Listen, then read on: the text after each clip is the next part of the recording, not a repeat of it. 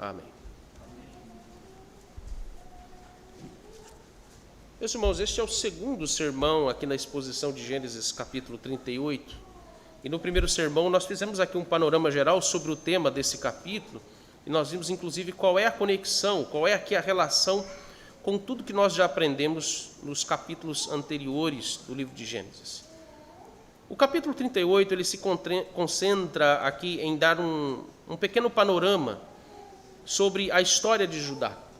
Nós não temos muitas informações sobre, ou detalhes sobre a vida de Judá. O que nós temos é o que basicamente está aqui registrado nesse capítulo. E os eventos que envolvem Judá em Gênesis 38, eles acontecem no mesmo período em que também José, ele é vendido como escravo e ele passa uma temporada de mais de 20 anos servindo como escravo no Egito, passando por aquelas situações difíceis, uma fase como escravo, depois logo em seguida como um tempo como prisioneiro de Faraó. O tempo então que decorre toda essa situação envolvendo aqui a história de Judá, que ela é paralelo com os eventos que envolvem a história de José no Egito, dá-se mais ou menos num período de 22 anos. E por que esses eventos são relatados aqui por Moisés? Por que eles nos são importantes? Essa passagem, meus irmãos, ela tem uma relação com o que Deus vai fazer através tanto de Judá, como também através de José. Como é que Deus está preparando ambos para que eles sejam usados por Deus na preservação do seu povo. E nós já vimos, inclusive anteriormente, que existe aqui um contraste entre os dois. Existe uma linha paralela nos eventos que se sucedem com os dois. Você percebe que os pecados, as tentações que são terrivelmente envolventes aqui, que inclusive têm suas origens lá desde os primeiros patriarcas. Nós vemos aqui que no contraste, Judá cai deliberadamente nesses pecados, enquanto que José, ele não cai nessas tentações. Ele, por exemplo, Judá, ele deliberadamente, ele se prostitui e ao mesmo tempo comete adultério com a própria nora. Ele faz isso porque ele quis, apesar das condições serem favoráveis para que ele não caísse nesse pecado. Mas você vê a história de José, no próximo capítulo, que nós vamos ter, no capítulo 39, e nós vamos ver que José é tentado terrivelmente pela esposa de Potifar, e ele resiste àquela mulher, ele foge daquela mulher, em situações extremas. Então existe aqui um paralelo mostrando no modo como Deus está conduzindo duas situações ao mesmo tempo, nesse período de 22 anos, Judá e José. José, ele é um destes que Deus vai usar para, num período, esse período da sua vida, para que pudesse liderar a sua família, trazer a sua família até onde ele morava no Egito, para que pudessem ser preservados da fome, enquanto que Deus, então, tratando também o coração de Judá, porque Judá era da linhagem de Judá que viria a descendência dos reis de Israel, dos governantes de Israel. E, obviamente, isso aqui está apontando para a preservação da linhagem daqueles que seriam os ascendentes na linhagem do Filho de Deus, nosso Senhor Jesus Cristo. Então, essas histórias aqui, que são narradas, especialmente no capítulo 38, nós temos aqui tanto Judá como José, que se afastam da casa do seu pai. Mas veja, José se afasta de forma involuntária, ele é forçado a ter que sair da sua casa violentamente. E você vê no contraste também Judá, que se afasta da sua casa, só que de forma voluntária, de forma deliberada. Nós temos aqui, então, nesse paralelo, o que a gente pode considerar como uma tipologia entre o primeiro Adão e o segundo Adão, que deliberadamente o primeiro Adão cai em pecado, apesar das condições serem favoráveis para que ele não caísse em pecado, enquanto que o segundo Adão constantemente ele é tentado, ele é provocado, ele sofre as aflições, as agonias quanto à questão do cair em pecado, mas ele não cai em pecado. Essa é a tipologia que está estabelecida aqui.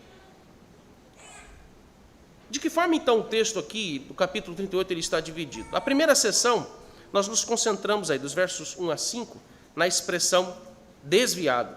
Essa é a palavra-chave do que nós tratamos domingo passado. Nós temos, nesse primeiro momento, Judá, que está afastado dos seus irmãos. Ele está afastado da família da aliança. Ele está separado do Deus da aliança. Isso que caracteriza, então, esse desvio, onde ele sai da sua casa, no meio do convívio da sua família, por conta própria.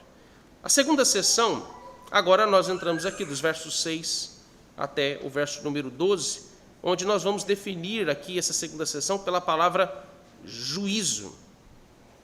Esse é o ponto em questão do que vai ser abordado hoje na exposição desses versos. Guarde bem essa palavra. O desvio em consequência do afastamento de um crente, da família da aliança e também do Deus da aliança, Deus traz sobre ele juízo.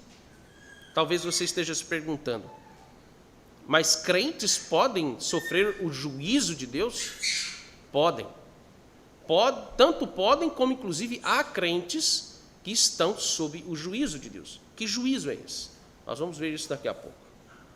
Mas as outras sessões elas vão se dividir. Por exemplo, a terceira sessão do juízo, perceba que a situação vai declinando.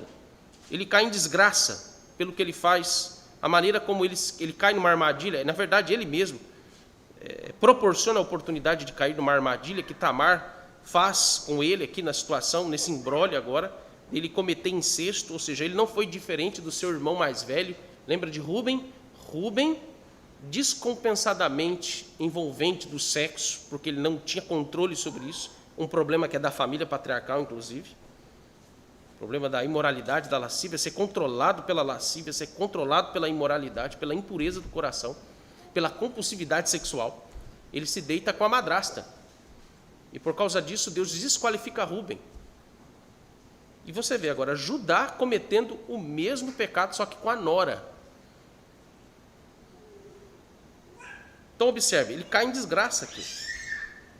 E a última sessão, a quarta sessão, ela nos leva agora a Deus proporcionando a graça. Essa sessão ela não vai terminar em desgraça. Essa história aqui no capítulo 38, na verdade, ela vai nos mostrar como que Deus preservou Judá, apesar do que estava para acontecer não apenas com a nora de Judá. Porque aqui a palavra-chave, ela se concentra inclusive nos versos 8, 9 e 10, aqui nessa história. A tensão do texto está, inclusive, mais precisamente, quando nós vamos aqui no verso 8. Quando aqui é dito o seguinte, veja bem o que Judá diz a Onã, seu segundo filho, depois da morte do primeiro filho.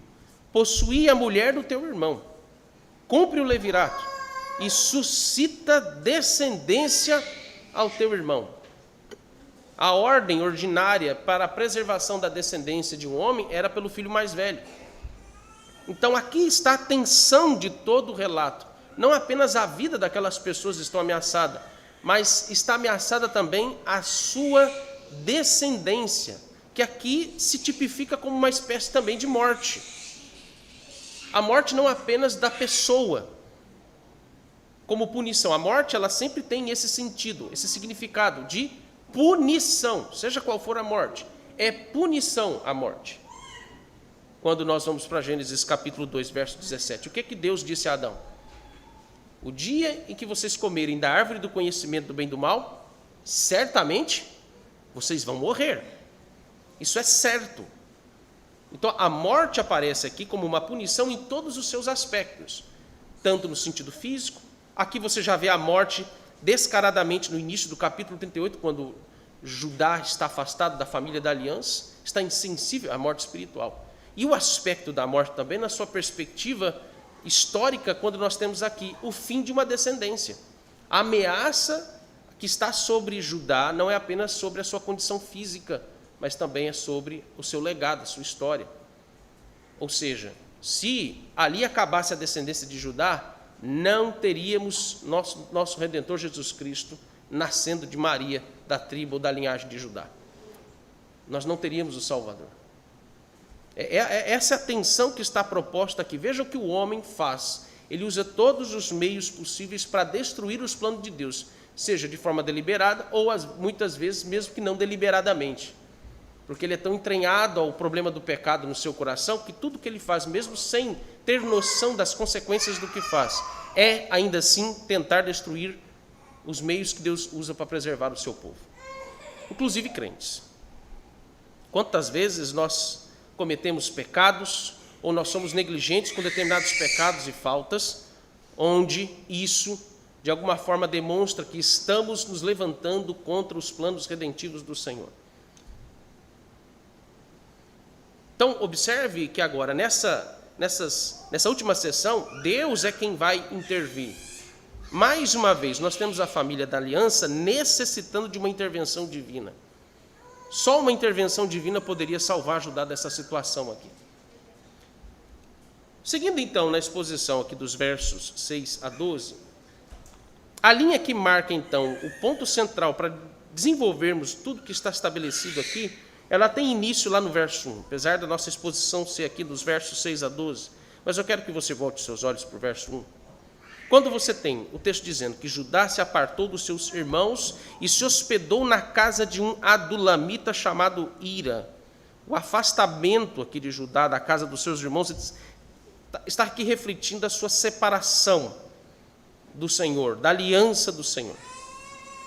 Você tem primeiro ele, ao sair de casa, aqui em desobediência, depois você tem aqui ele se associando com o ímpio, ou seja, ele está aqui confiando a sua vida ao ímpio. Terceiro, você tem aqui ele estabelecendo a sua vida social e espiritual na linha ou na instrução de um ímpio que o acolhe na sua casa. E aqui nesse sentido, veja que a orientação, a instrução desse amigo ímpio o leva a se casar com uma das filhas de um cananeu. O nome dela, inclusive, aqui nem é mencionado. Muitas pessoas hoje, dentro da igreja, membros de igreja inclusive, eles não compreendem qual que é o significado que o casamento tem em relação à sua vida religiosa ou à sua vida espiritual. Infelizmente, muitos dentro da igreja, eles fazem uma separação sobre a sua vida espiritual com as suas escolhas pessoais e também as suas decisões sociais, quanto a emprego, trabalho, casamento. E veja, isso aqui é um erro absurdamente grotesco na vida de um cristão. Estar hospedado, observe bem esse ponto, como ele é importante. Estar hospedado na casa de um amigo tem relação com a sua condição espiritual diante de Deus. A roupa que você escolhe para vir para a igreja e a roupa que você usa para ir na festa de um aniversário, ou para ir na casa de um amigo, ou para ir no parque, ou para ir para a academia, ou para fazer a sua caminhada no parque, ou na rua, onde for, na pista.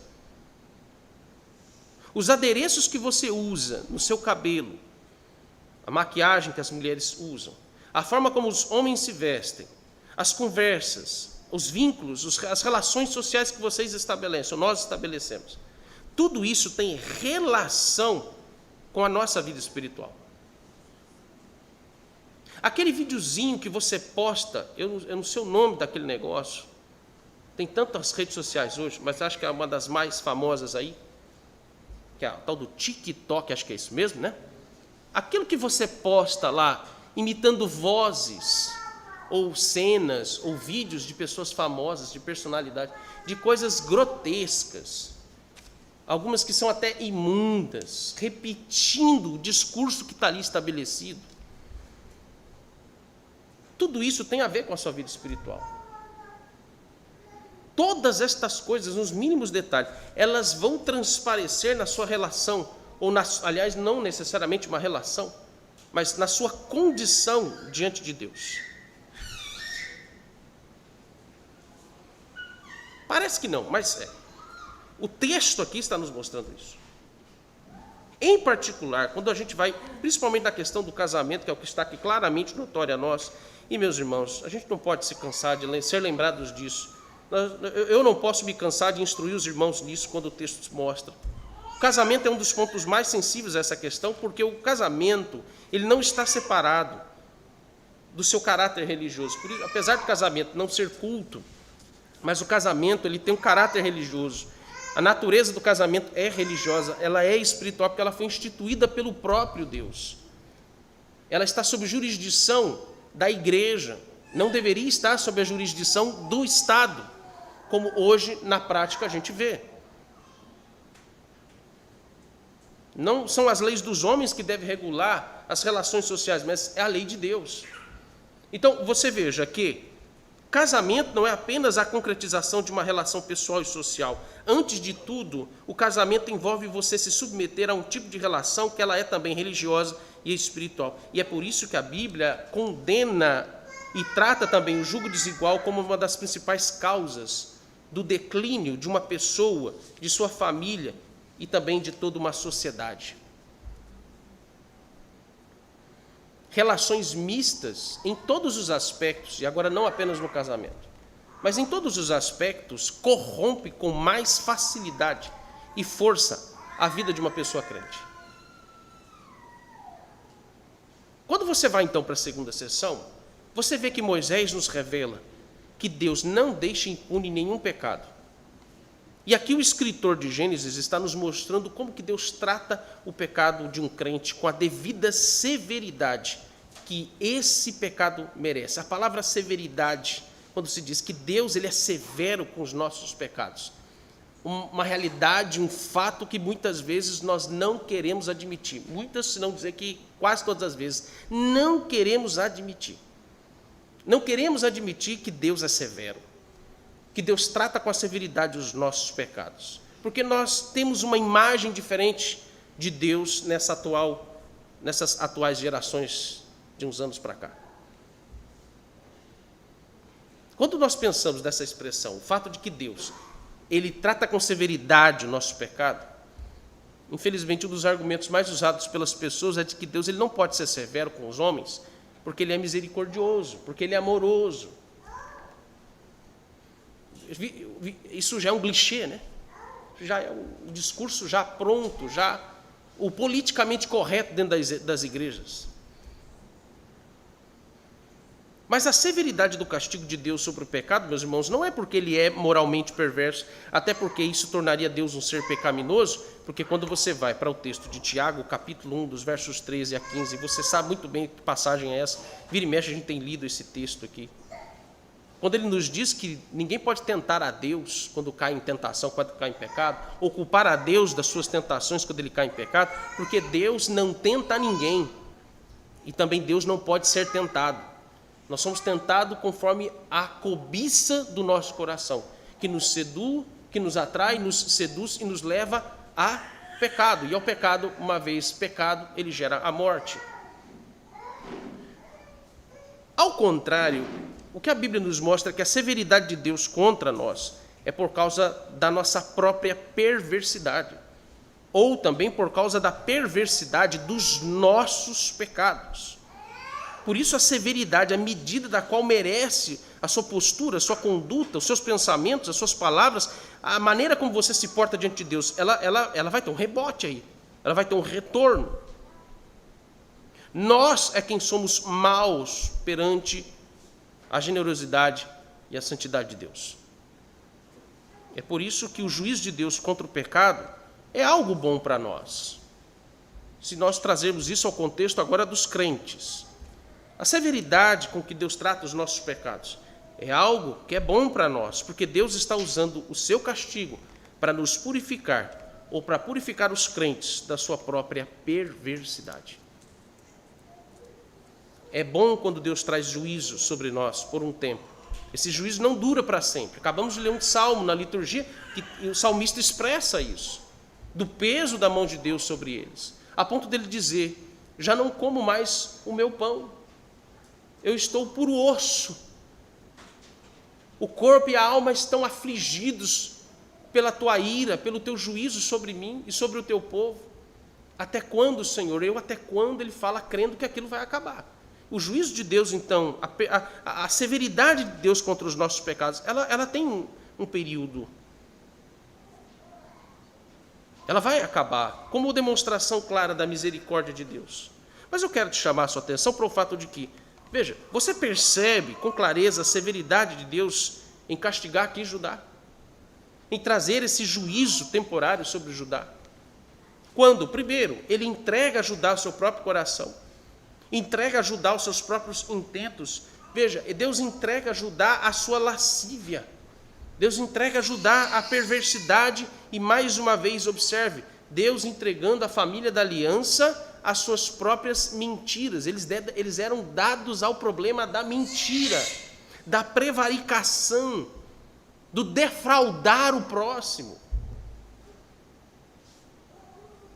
E, em segundo lugar, veja que o juízo de Deus manifestou-se claramente sobre Judá quando ele matou os seus 2 filhos. E isso aqui tem uma implicação muito séria quanto ao futuro da casa de Judá, porque por um tempo, veja, a descendência de Judá ficou ameaçada. No verso 6, nos diz que Judá foi residir numa cidade chamada Quezibe. Você sabe o significado do nome dessa cidade? Quezibe significa cidade das mentiras, cidade enganosa.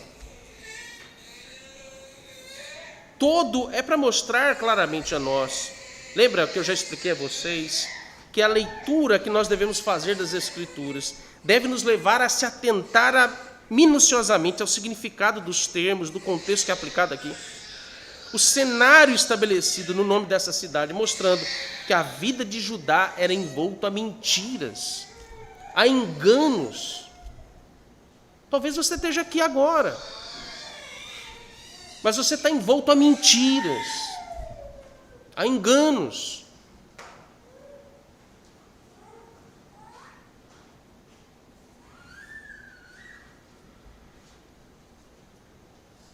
O nome da cidade está revelando toda a história, como ela está fundamentada, em engodos, em traições. E aí Judá casou seu primeiro filho com uma moça cananeia chamada Tamar.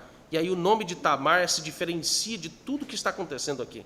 O nome Tamar significa palmeira. Talvez para realçar em certa medida, ou atenuar um pouco, meus irmãos, o peso dessa trama. Apesar dela também ser cananeia ou cananita, como queira definir, mas o verso 6 está nos mostrando que Deus está propiciando a Judá oportunidades fáceis para ele seguir com um estilo de vida que agrada o seu próprio coração.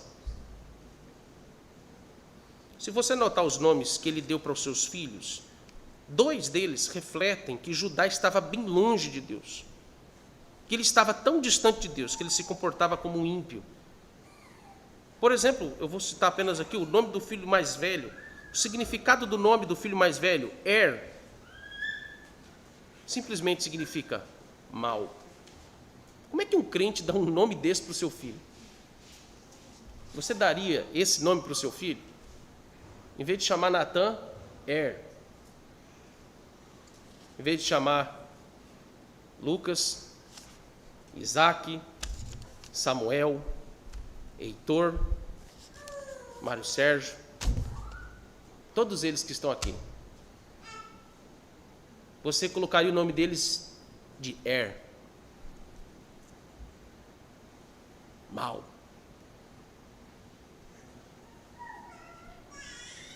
Como é que um homem em sã consciência dá esse nome para o seu filho?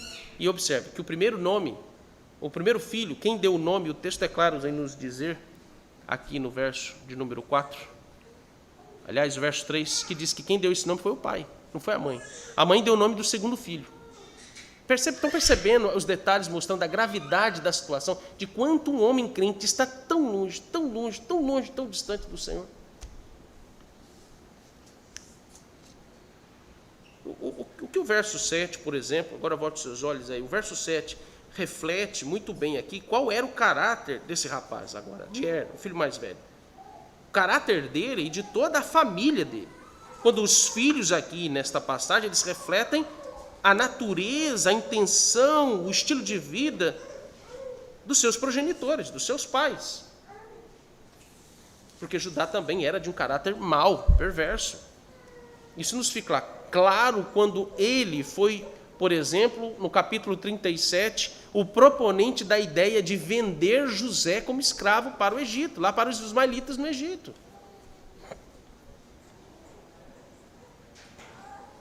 Mas o verso 7 nos diz que foi morto por Deus por causa da sua perversidade. Eu quero que você se atente ao significado da palavra perverso, quando ele diz que foi perverso ou foi mau perante o Senhor. A palavra perverso aqui no original, e a palavra ela é monossílaba até. A palavra no hebraico é ra. Mal, perverso. Mas o sentido aqui, o significado literal dessa palavra, ela poderia ser melhor traduzida, em vez de perverso ou mau, se tiver isso na nossa tradução, mas ser traduzida pela ideia de maligno. Ele era maligno. Sabe o que é uma pessoa maligna?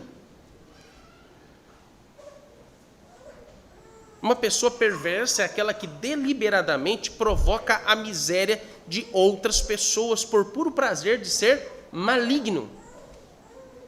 Alguém dominado pela maldade em si e ele tem prazer na maldade. Esse era Er. Imagine as coisas que Er fazia enquanto esteve vivo. Se vamos para Romanos capítulo 1, veja a definição de uma pessoa maligna.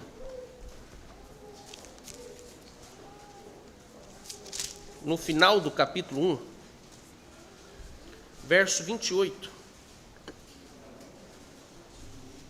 Aliás, perdão, versos 26 e 27. Em primeiro lugar. Não, é o verso 28 mesmo, não é o verso 26 e 27. Mas, no verso 26, apenas a parte do início, quando ele diz, né? Ele repete duas vezes, verso 24 e 26. Por isso Deus entregou tais homens à imundície pelas concupiscências do seu próprio coração. E no verso 26, por causa disso, os entregou Deus a paixões infames, porque até as mulheres mudaram o modo natural das suas relações íntimas por outro contrário à natureza. Perceba a expressão, por causa disso, Deus os entregou a paixões infames. Agora, veja como que isto é construído. O que é um homem, o que uma pessoa maligna para chegar a esse limite da iniquidade que ele se refere aqui? Eu não posso esconder isso do texto, porque o texto está dizendo que o limite dessa iniquidade é o homossexualismo, é a perversão natural de homem e mulher. Está aqui, isso aqui é claro. Mas qual é o processo para chegar até aí? Ele diz no verso 28, e por haverem desprezado o conhecimento de Deus. Deixa eu chamar sua atenção para esse ponto, porque no final a aplicação vai ser nesse ponto.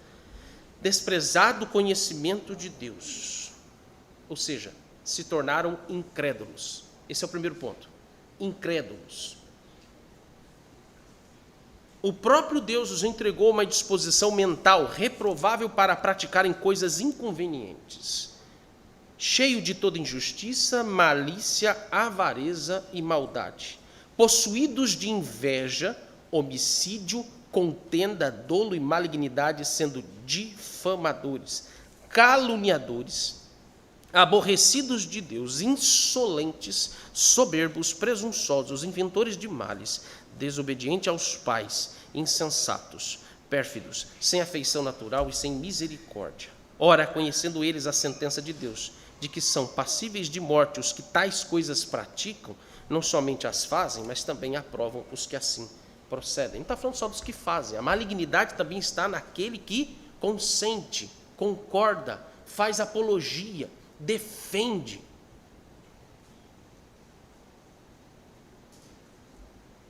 Esse era Er.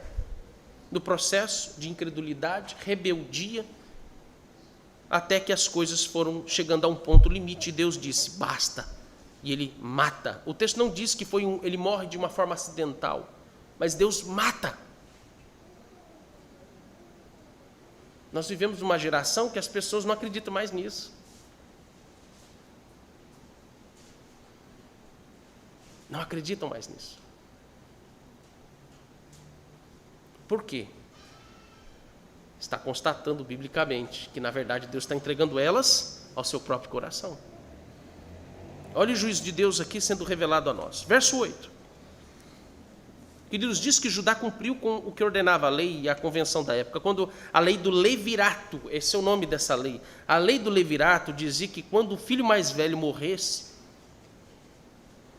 para que a viúva ela não ficasse desassistida, mas ela fosse cuidada, preservada, ela não poderia ficar desassistida nem financeira e nem socialmente. E aqui socialmente é o ponto que ganha destaque, porque a segurança de um pai e de uma mãe, e mais principalmente da mãe, da mulher, a segurança dela, se ela ficasse viúva, era ter filhos homens. É a importância da figura masculina, o ter filhos homens, porque eles então preservariam, cuidariam, assistiriam a sua mãe até a morte dela. O que está relacionado com o conceito de resgatador também, lá de Gênesis 3,15, quando Deus havia dito ao coração da Eva, quando ele diz lá para a serpente, mas ele está, obviamente, e Eva toma aquilo como a segurança da sua salvação, quando ele diz que o descendente da mulher pisaria na cabeça da serpente. Ali a figura de quem iria vingar o engano que a mãe sofreu. Ia resgatar a mãe daquele engano, porque aquele engano levaria ela à morte.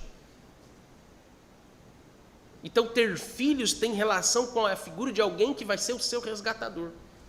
E ela não tem descendente. Então, a questão aqui no seu aspecto social, mostrando claramente o desespero de uma família, quando agora, veja, Judá ordena que o seu segundo filho seja o resgatador, já que ela não tem filhos, homens, seja o resgatador dela, para gerar a ela descendentes, e ela seja assistida. A lei do levirato não permitia abuso sexual, não permitia prostituição ou adultério. Coabitava uma vez, gerava filhos, e ele não podia mais tocar na mulher, ele continuava cuidando dela como parte da família, com a devida honra que ela deveria, a dignidade que ela deveria ser cuidada. Agora, observe que acontece tudo o contrário. Você vai para o verso 9. Veja, o texto está nos mostrando que Onã teria que cumprir o seu papel, a sua responsabilidade, de gerar filhos no ventre da sua cunhada, tê-la como sua esposa em primeiro lugar, mas ao gerar filhos no ventre dela, esses filhos não seriam deles, mas teriam o nome do seu irmão mais velho para suscitar a descendência dele. Onã, ele deveria aqui fazer o que o seu irmão não teve condições de fazer, porque morreu muito cedo. Essa moça, quando casou, provavelmente casou muito nova.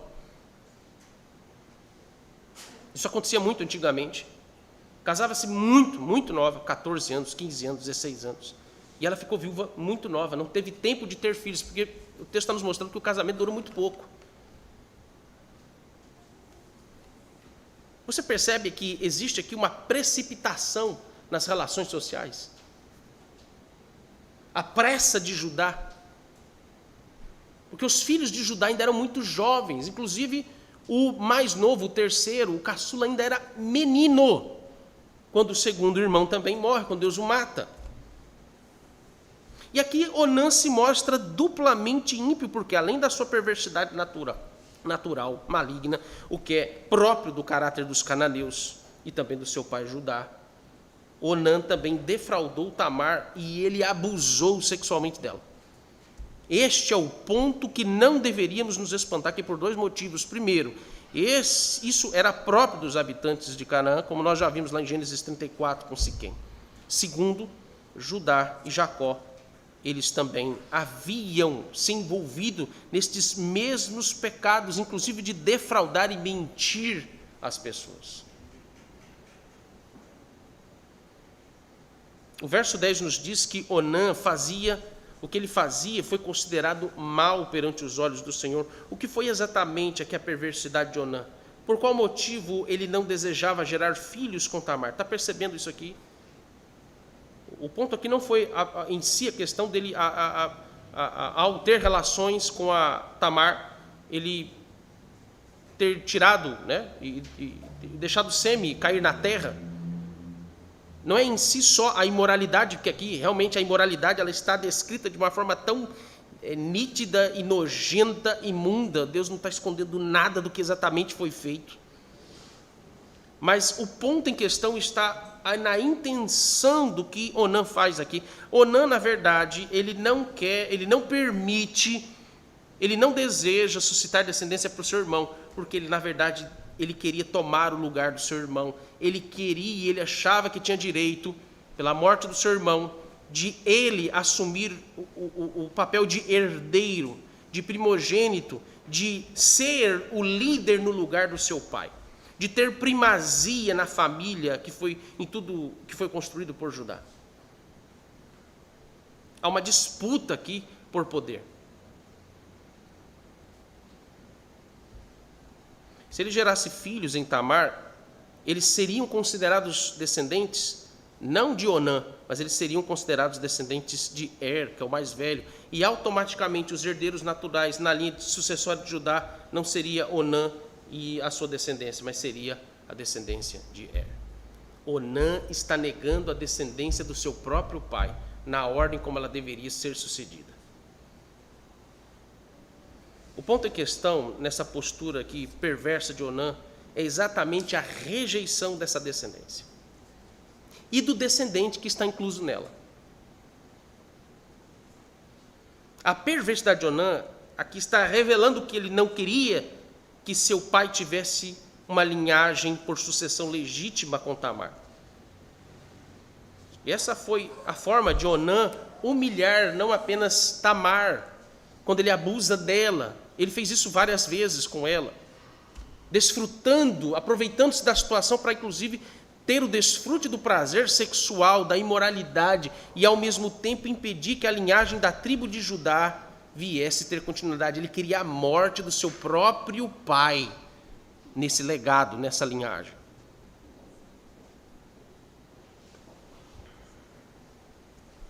Percebe, então, como eu disse no início, a descendência está ameaçada, porque nesse momento aqui da história, desse período, desses 2 últimos anos que decorre seu relato aqui desses versos, eles nos apontam exatamente para a linhagem interrompida. Judá está sem linhagem. O que se assemelha muito com o que aconteceu também na história de Abraão. Abraão não podia ter filhos. Isaac, por 20 anos, orou para ter filhos porque Rebeca era estéril. As disputas entre as esposas e concubinas de Jacó, quando uma delas, por exemplo, Raquel não poderia gerar filhos e por anos ficou sem gerar filhos.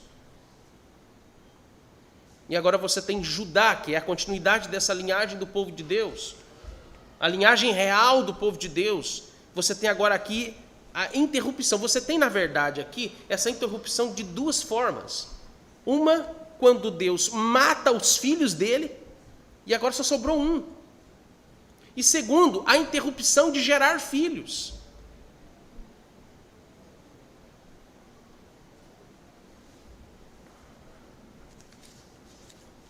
O texto está nos mostrando que ele rejeitou não apenas uma linhagem em si, ele não apenas se rebelou contra o próprio pai. Obviamente, isso está nos mostrando a quebra do 5º mandamento, porque ele desonra o seu próprio pai, ele desonra as suas autoridades, os seus superiores. Mas ele está aqui também rejeitando o nosso Senhor Jesus Cristo. É por isso que o texto nos diz que Onã, que ele fez, foi tão grave diante de Deus, que Deus também o matou.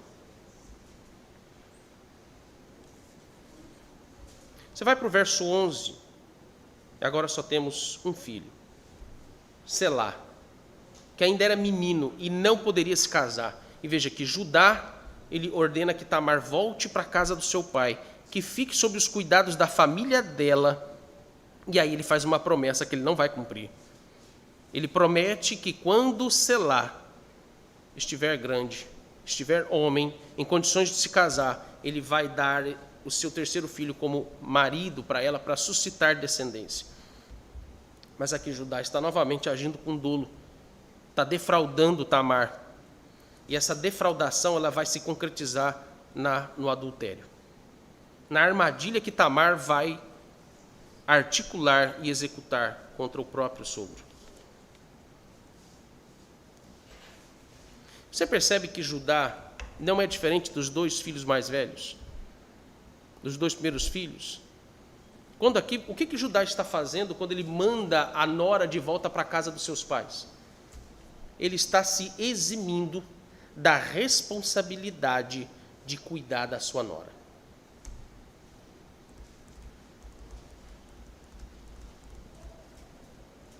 Ele próprio está corroborando para o fim da própria descendência dele.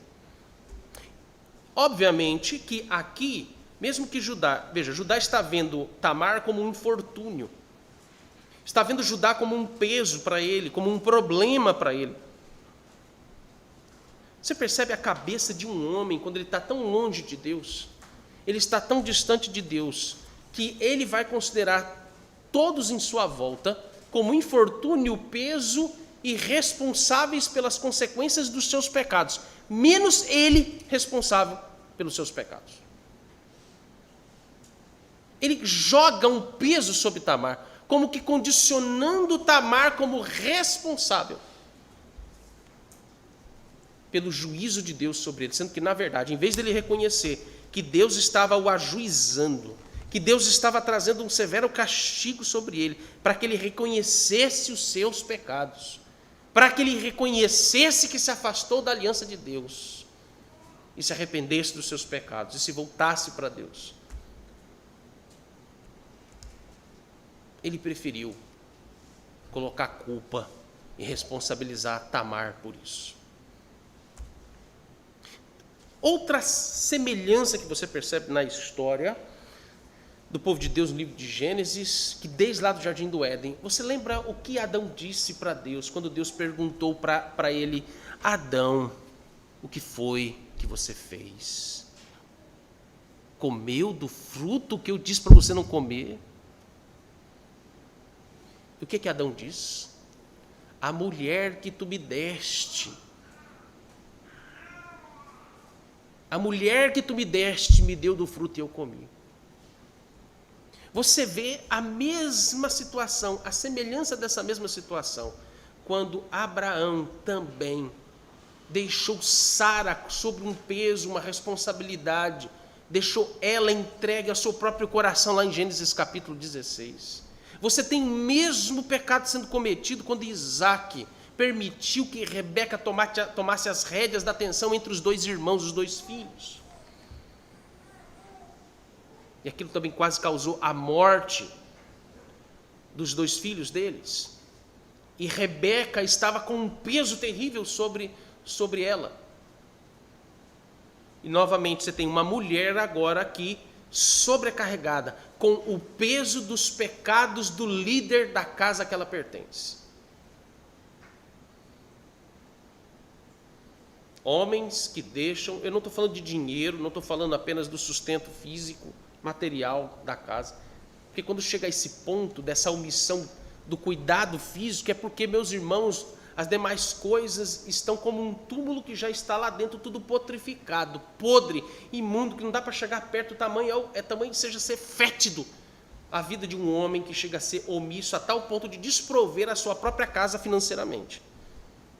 Mas aqui nós estamos falando de algo que vem antes disso, desprover a família espiritualmente, moralmente, dos cuidados que deveria se ter com a própria família. Não se trata de dinheiro.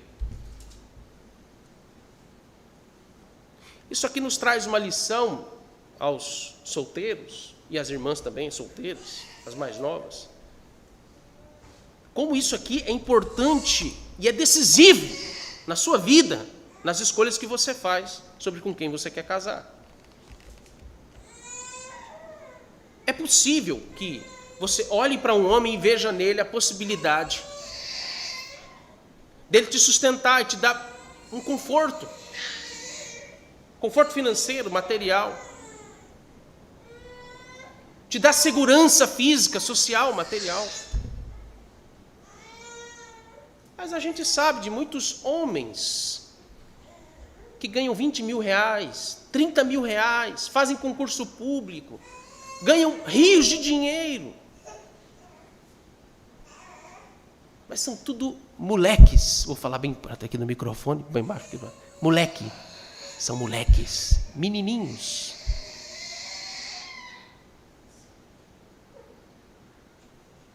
Se comportam como mariquinhas, mocinhas. E eu estou dizendo isso no sentido, inclusive, físico. Muitos.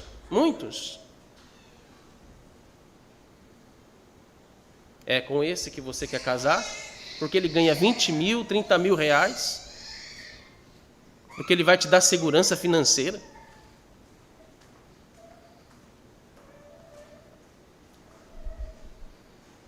Eu ainda há de se lembrar aqui que muitos que são membros da igreja, rapazes que são membros da igreja, eu falei, pastor, você só bate em rapaz, É porque a gente é que tem que apanhar mais mesmo. Nosso couro é mais grosso do que o das mulheres. As mulheres aqui, da situação delas, meus irmãos, as mulheres você tem que falar pouco, porque o que elas já sofrem já é o suficiente para elas lembrarem do juízo de Deus quando elas desobedecem ao Senhor. E é papel da igreja preservar ao máximo as mulheres. Uma vez eu estava, abrindo aqui uma dentro, levei 2 jovens comigo, uma vez, na época que eu era secretário presbiterial de mocidade, a gente viajava muito. Essa viagem durou 3 horas e meia, se não me falha a memória, daqui até Guajará-Mirim. A viagem inteira. Não vou dizer que foram as 3 horas, mas mais da metade desse tempo, pensa nos rapazes reclamando: pastor, o senhor bate demais em homem. O senhor só fala dos homens, o senhor só critica os homens. Eu falei, em primeiro lugar, nós estamos apanhando junto. Em segundo lugar, não sei o que fala, é a palavra. Em terceiro lugar, aprenda com as pancadas que você leva.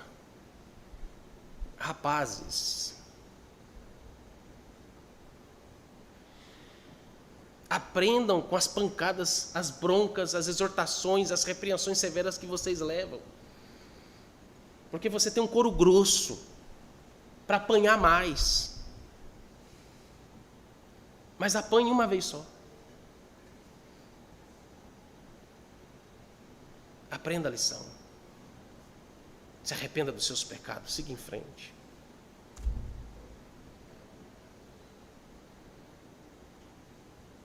Para que você não se veja na mesma situação que Judá, que desproveu a sua casa, desproveu, inclusive, deixou a nora entregue à própria sorte. Um homem que já era sogro,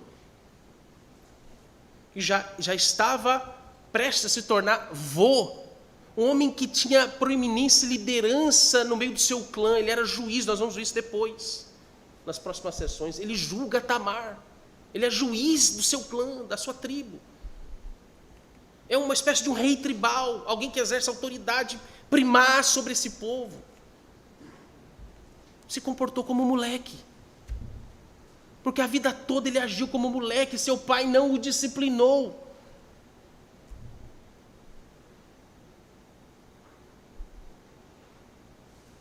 Olhe para o verso 12, que nos diz que a esposa de Judá, que mais uma vez, seu nome não é mencionado aqui, por se tratar de uma ímpia, ou seja, uma mulher que foi rejeitada por Deus, ela morre. Isso também faz parte do processo do juízo que Deus está trazendo. Mas o aspecto do verso 12 me chama a atenção para o fato de que aqui a morte dessa mulher foi positiva.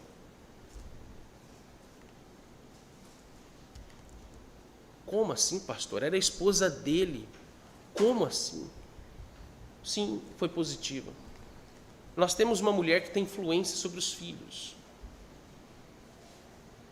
Nós temos não apenas a mãe, porque a influência da mãe sobre os filhos, pela convivência ser maior, pelo cuidado ser ali mais próximo, porque nós homens saímos mais de casa do que ficamos em casa por causa do serviço, do trabalho. Temos que, é o nosso papel, trabalhar, estar fora de casa, mais tempo do que ficar em casa, nesse aspecto físico. E ainda lembrar de que a influência de alguém sendo ímpio é mais forte do que do crente, quando aqui no contexto de julgo desigual. Judá não tinha forças para instruir seus filhos, espiritualmente falando, então predominava mais a influência da mãe. Foi positivo. A morte da esposa foi positivo. O texto vai nos dizer logo em seguida que Judá, já consolado, ele segue a vida em frente. Isso foi uma forma do texto nos mostrar. Moisés está nos dizendo que Deus está purificando a casa de Judá, primeiro tirando aquilo que é de influência maligna sobre a casa dele. Mata os 2 filhos, a esposa morre, isso tudo precocemente, irmãos. Pessoas que agem precipitadamente, as coisas vão acontecer precocemente. Morre mais cedo, inclusive. Vive pouco. Não deixa descendência. Coisa mais terrível para um homem é quando ele não tem filhos e ele não tem mais descendência, ele não tem mais legado. Socialmente a sua memória está morta, é o fim. É o que estava prestes a acontecer com Judá se ele continuasse com seus planos malignos. A aplicação que essa passagem nos traz é como que Deus pode trazer juízo sobre a vida de um crente desviado. Você está desviado? Eu gostaria de fazer essa pergunta. Então, aqui está a aplicação. Você está longe do Senhor, você pode estar aqui agora, mas talvez você esteja longe do Senhor. Você esteja nas mesmas condições espirituais que Judá. Mas veja, em primeiro lugar, Deus entrega as suas paixões e pecados. Em segundo lugar, Deus traz morte como a cobradora dos nossos pecados. Eu vou repetir esses dois pontos. Deus nos entrega as paixões dos nossos pecados. Segundo, a morte ela vem como cobradora dos nossos pecados. Por não lerem mais a Bíblia, por não terem mais intimidade com as Escrituras, como deveriam, infelizmente, muitos crentes não sabem a definição dessa palavra, juízo. Meio que dissipou da mente delas o significado, até mesmo a existência desse termo, juízo. Muitos da nossa geração, de filhos, de crentes, não sabem sequer da existência dessa expressão, porque nasceram ouvindo, seja dos seus pais ou dos seus pregadores, pastores, dizendo que Deus só é amor, que Deus é misericórdia. Mas não disseram para os seus filhos que Deus também é santo e por causa da sua santidade Ele abomina o que é mal. Ele abomina os pecados. Não aprenderam que Deus é justo e por causa da sua justiça, Deus pune o mal com a sua ira e juízo. Duas palavrinhas que quase todos, se não dizer todos os dias, a todo tempo, você precisa oportunamente dizer aos seus filhos: Deus é santo, Deus é justo. Eles precisam, antes de saber o que é misericórdia e amor de Deus, eles precisam saber que Deus é santo e que Deus é justo. E que não há pecado que ficará impune na presença do Senhor. Santidade e justiça é a melhor explicação que a Bíblia nos dá sobre o que vem a ser o juízo de Deus.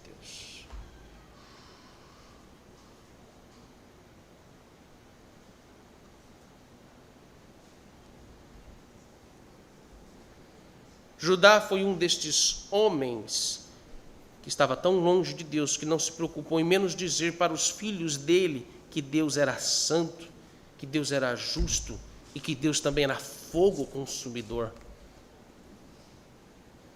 Essa foi uma das expressões que mais a minha mãe usava comigo nas situações de disciplina. Ela falava: Deus é fogo consumidor.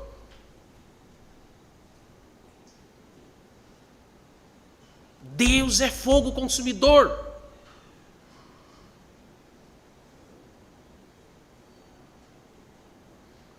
O fogo dele, do juízo dele, ninguém pode resistir. Derrete todas as coisas, consome todas as coisas que ele quer.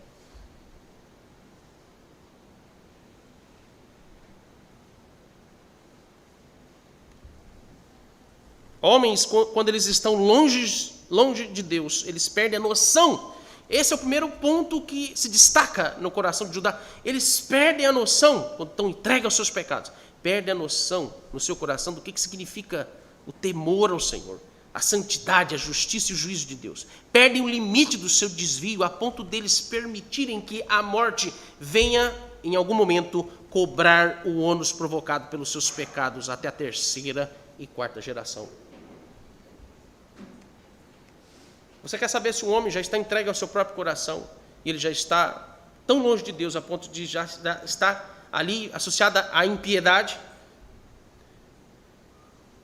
Ele vai demonstrar isso quando ele desprezar, menosprezar a justiça e a santidade de Deus.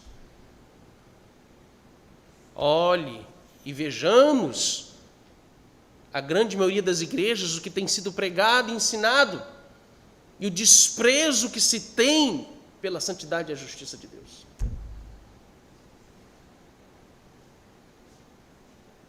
Não é preciso ver muita coisa.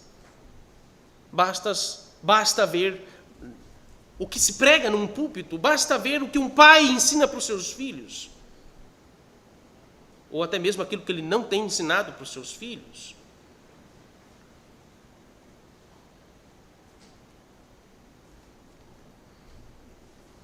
O juízo de Deus já pode ser visto como claro a um homem desviado quando ele está entregue a essa percepção, a essa ausência do que vem a ser justiça e santidade no seu coração.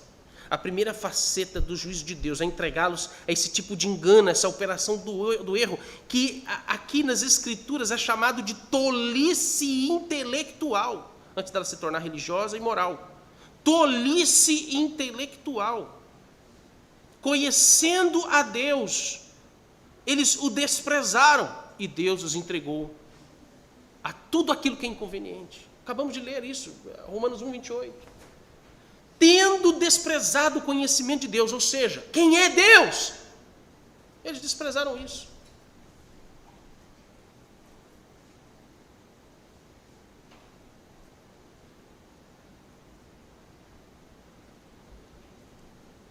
Está aqui, inclusive nos versos 21 e 22 de Romanos 1, quando ele diz: porquanto, tendo conhecimento de Deus, não o glorificaram como Deus, não lhe deram graças, antes se tornaram nulos em seus próprios raciocínios, obscurecendo-se-lhes o coração insensato. A palavra insensato, e aqui também a palavra loucos, no verso 22, eles aparecem como amaldiçoados.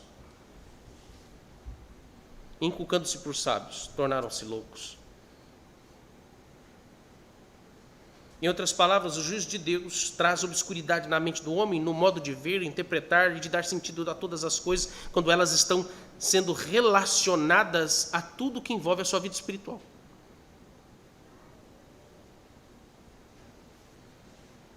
E isto é considerado pelas Escrituras um juízo. Um tipo de maldição. Fazer escolhas erradas e pecaminosas é a pior de todas as maldições que recaem sobre uma pessoa. Vou repetir isso para você guardar. Fazer escolhas erradas e pecaminosas é a pior de todas as maldições e juízos que caem sobre uma pessoa. Ai de nós. Ai de nós.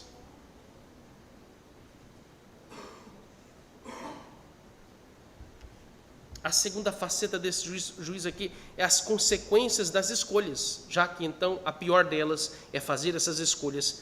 Olha as consequências dessas escolhas pecaminosas, que isso indiretamente reflete a vida agora dos filhos. Aquilo que somos, meus queridos irmãos, pais, aquilo que somos irá refletir no futuro sobre o que os nossos filhos também, eles são e também serão. E Onã é a cópia do pai.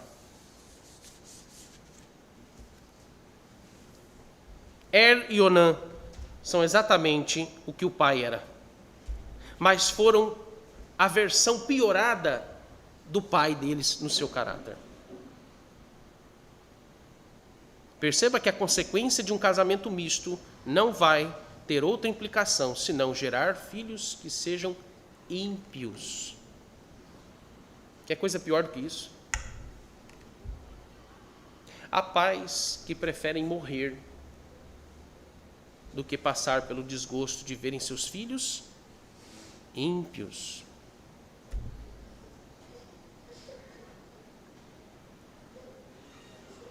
O texto, apesar de não nos dizer, mas veja como novamente a figura materna, a esposa de Judá, tem um peso decisivo sobre esses filhos aqui dessa família. Não apenas Judá, mas principalmente a sua esposa, que era uma ímpia, teve papel fundamental em influenciar os seus 3 filhos a viver sob a égide da impiedade e da imoralidade. E isto é resultado, repito, de um casamento misto. A terceira face desse juízo é como que um homem é capaz de ir tão fundo no poço que ele mesmo caiu. Moisés aqui está fazendo questão de nos dizer que e Onã foram perversos perante o Senhor. Perversidade não é uma palavra que apenas define um nível gritante de maldade ou de violência ou de algo que seja tão imundo, pecaminosamente falando aqui, do seu aspecto moral contra uma pessoa, mas ela, na verdade, se reporta aqui a uma postura contundente de afrontar pessoalmente o próprio Deus. Esse é o sentido do termo perverso. Por que alguém é maligno nos seus atos e tudo que ele faz? Porque não se trata da maldade em si mesma. A maldade não é apenas uma definição humanizada das coisas, do que é bom e do que é ruim. Mas o ser maligno, o ser perverso, tem relação direta com a maneira como um ímpio se comporta para fazer tudo o que ele faz, para viver a vida dele, com o intuito de afrontar pessoalmente o próprio Deus. Essa é a gravidade, esse é o sentido definitivo do que vem a ser uma pessoa perversa e ímpia. E essa era a condição dos filhos de Judá. Não se trata apenas de Er e Onã serem violentos, cruéis e dados à imoralidade por si mesmos, mas eles faziam todas estas coisas porque eles desafiavam a santidade e a justiça de Deus. Eles primeiro desprezam no seu coração, e em seguida eles afrontam a santidade e a justiça de Deus. O texto, como é que você percebe isso nas Escrituras? Acabamos de ler que tanto Er e Onã, Moisés ele vai dizer, eles eram mal perante o Senhor. Ele não diz perante Tamar, perante Judá, perante outras pessoas. Mal perante o Senhor, ímpios perante o Senhor. Ou seja, Deus foi afrontado. Não só no que fizeram, mas no modo como viviam.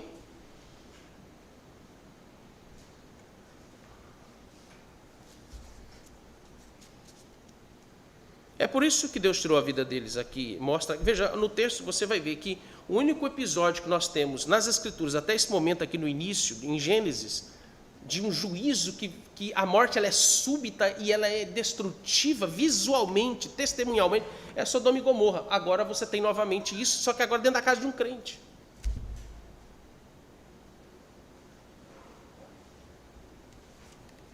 É a primeira vez nas Escrituras que nós temos Deus ajuizando com a morte súbita, de matar. O texto é bem claro dizer, Deus matou um indivíduo. É a primeira vez aqui, daqui para frente, isso vai se sucedendo. Aconteceu dentro da casa de Judá, a linhagem de Jesus Cristo. Os maiores escândalos e pecados que você já pode ter ouvido na história da humanidade aconteceram dentro da casa de Judá, da linhagem de Jesus Cristo. E Hebreus 2 vai dizer que ele não tem vergonha de chamá-los de irmãos, porque ele os resgatou de todos os seus terríveis escândalos e pecados. Deus veio para o seu povo. Deus morreu pelo seu povo. Deus morreu pela linhagem da qual foi prometida da descendência de Gênesis 3,15. Agora, isso tem uma implicação muito clara no quinto mandamento. Isso implica aqui e nos ensina sobre o preceito de honrar pais. E aí, veja que o apóstolo Paulo ele vai nos ensinar sobre isso lá em Efésios 6, quando ele diz que esse é o primeiro mandamento, o quinto mandamento é o primeiro mandamento com promessa, uma implicação negativa e positiva. A obediência de coração, ela prolonga a vida. É a promessa positiva, mas a desobediência do coração de um homem, ou de uma pessoa, de um filho, de uma filha, ela encurta a vida. A perspectiva de vida diminui. Filhos que desonram os pais possuem essa expectativa de vida que ele morre na juventude, interrompe a sua descendência, porque desafiaram o próprio Deus. Não é apenas desafiar os pais, mas desafiam o próprio Deus. A rebeldia deliberada é a definição que se pode ter com mais precisão do que vem significar a palavra perversidade. Se filhos não são capazes de amar e obedecer àqueles que lhe amam e sofrem por eles, que dirá respeitar, considerar e obedecer àqueles que eles nem mesmo conhecem intimamente? Um juiz, um policial, uma autoridade civil ou militar. Se eles não consideram os de perto, como eles vão considerar os de longe? Por isso morrem. O policial não sabe qual é o contexto familiar de um jovem que está empunhando uma pistola para ele e atirando contra ele.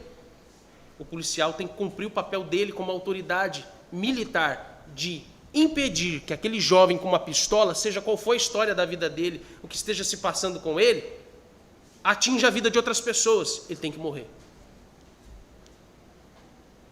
Não há consideração para os que não consideram os de perto. Eles vão morrer.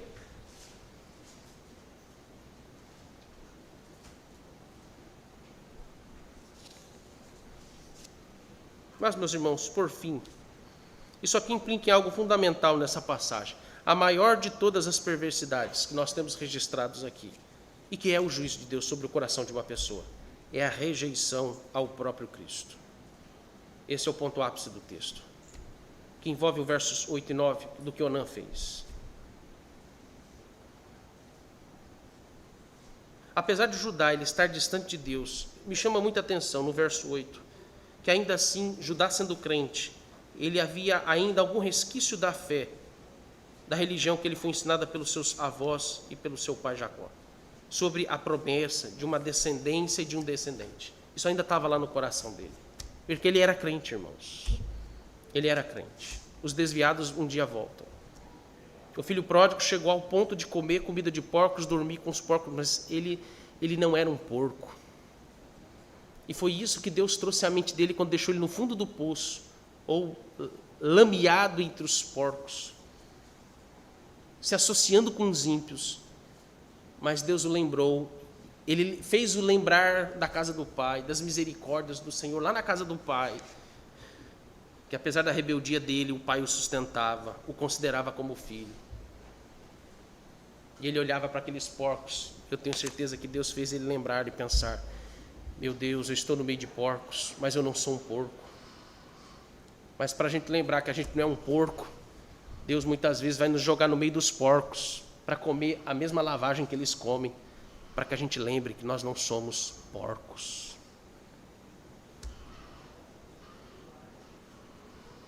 E Judá está no meio desse lamaçal de porcos. E é possível que no meio desse processo, o texto possa nos mostrar que houve um temor no coração de Judá, quando ele então cumpre o levirato, porque a descendência é a questão aqui nessa história toda. Precisa haver descendência, a linhagem do povo de Deus tem que continuar.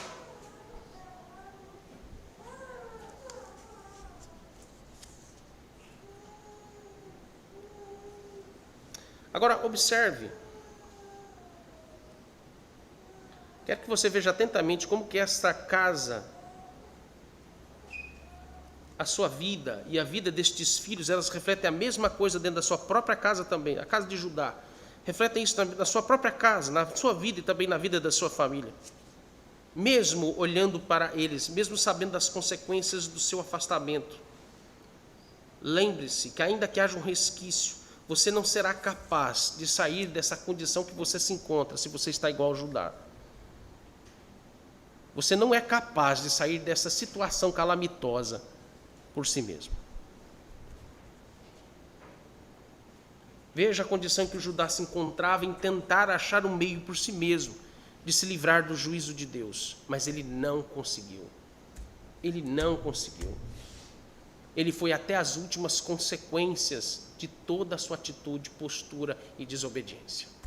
Ainda que o resquício do temor a Deus e de lembrar das promessas de Deus revelam aqui que ele ainda cria nas promessas de Deus, mas tão longe do Senhor, que ele não conseguia se desvencilhar desses embaraços, desses escândalos, desses absurdos grotescos dentro da sua própria casa, que estava ameaçando a vida dele e a vida da sua descendência, a continuidade da sua descendência.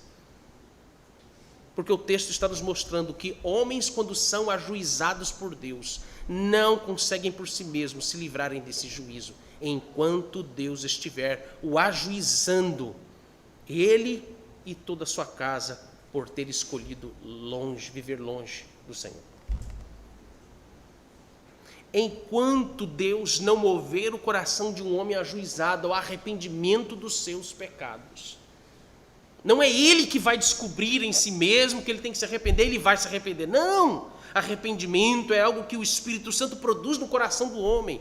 E enquanto o Espírito Santo estiver apagado no coração dele, ele continuará sobre o juízo de Deus. E enquanto Deus não o despertar para esse verdadeiro arrependimento, ele continuará sobre o juízo de Deus. Lembre-se do que Davi disse no Salmo 32. Enquanto eu calei os meus pecados, os meus ossos envelheceram, eu entrei em sequidão de estio, porque a mão do Senhor pesava sobre mim dia e noite.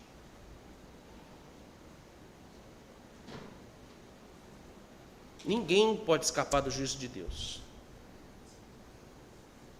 Se você está aqui hoje e tem pensado em atalhos para tentar se desviar do juízo do Senhor, pare imediatamente. Porque você não vai conseguir se livrar do juízo do Senhor.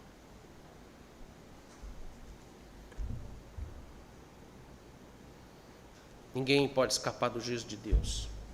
E a forma de Deus nos trazer juízo faz com que os nossos pecados nos encontrem de uma forma ou de outra. Esse é o pior juízo do Senhor.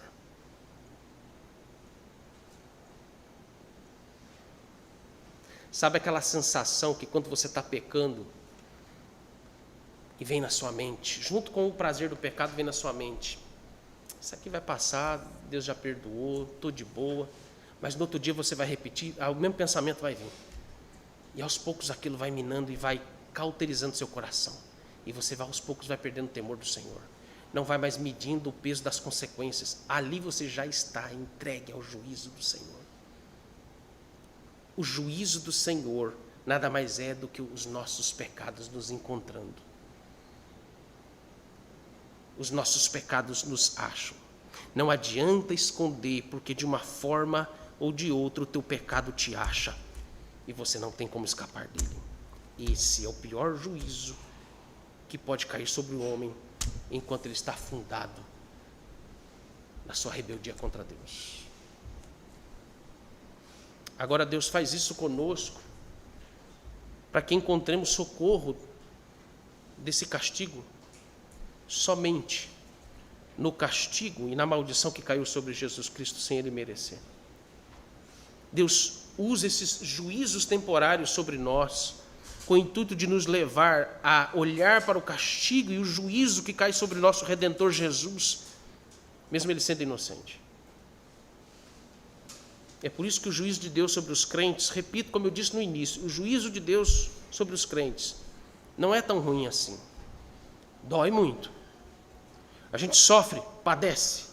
Mas o juízo de Deus sobre nós é para nos purificar por completo de todas as nossas pretensões e intenções pecaminosas arraigadas no nosso coração. Você sabe qual é a pior situação que um crente pode estar? Não é aquela situação onde você já está envolto às consequências de um pecado grave que você cometeu.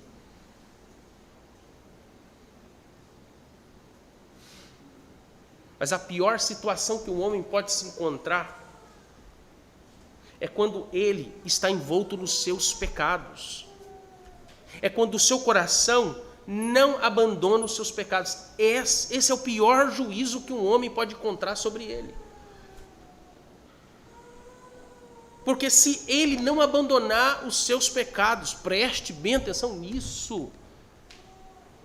Se ele não abandonar os seus pecados, se ele não se arrepender dos seus pecados, ele está condenado ao inferno. Que coisa pior?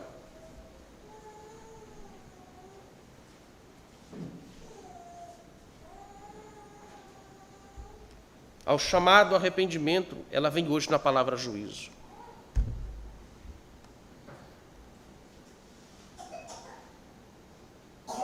Se você tem sido ajuizado por Deus na sua vida por alguma razão, por algum pecado que você tem cometido ou já cometeu no passado,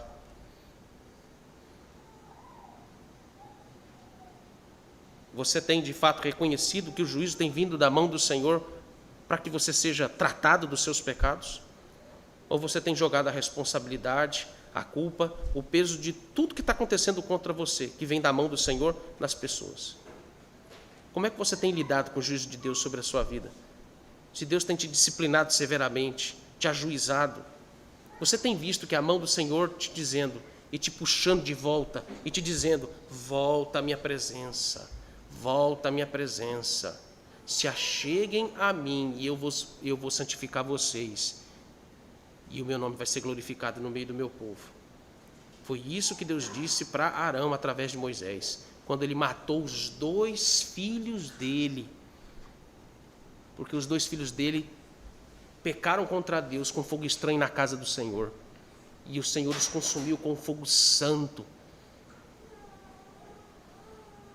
Eu imagino que Arão estava perturbado, conturbado, envolto em uma inquietação desesperadora de um pai que vê 2 filhos sendo fulminados pelo fogo do Senhor. Eles acabaram de ser ordenados sacerdotes, foi uma festa. Como que Deus faz isso? Precisava de tudo isso, Senhor. Precisava tirar a vida dos meus 2 filhos mais velhos. E o Senhor diz: olha o consolo em meio à morte. Quando Deus diz: acheguem-se a mim, e eu vou santificar vocês, e eu serei glorificado.